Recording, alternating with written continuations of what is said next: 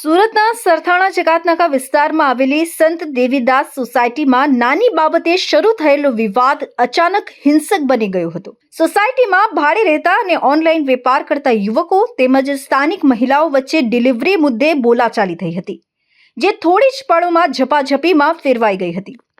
આરોપ મુજબ યુવકોએ મહિલાઓ સાથે અભદ્ર વર્તન કરતા મામલો વધુ બિચક્યો હતો, જેના જવાબમાં મહિલાઓએ પણ કડક પ્રતિક્રિયા આપી હતી।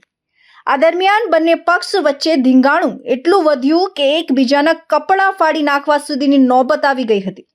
સમગ્ર ઘટનાના લાઈવ વિડીયો પણ સામે આવ્યા છે, જે સોશિયલ મીડિયામાં ઝડપથી વાયરલ થઈ રહ્યા છે। ઘટનાની જાણ થતાં જ સરથાણા પોલીસ તાત્કાલિક સ્થળ પર પહોંચી હતી અને પરિસ્થિતિ કાબૂમાં લીધી હતી। પોલીસે બંને પક્ષને પોલીસ સ્ટેશન લઈ જઈને તેમની રજૂઆતો નોંધી છે અને હાલ સીસીટીવી અને વિડીયોના આધારે તપાસ ચાલી રહી છે અને બંને પક્ષે ક્રોસ ફરિયાદ નોંધવાની તજવીજ હાથ ધરાઈ છે।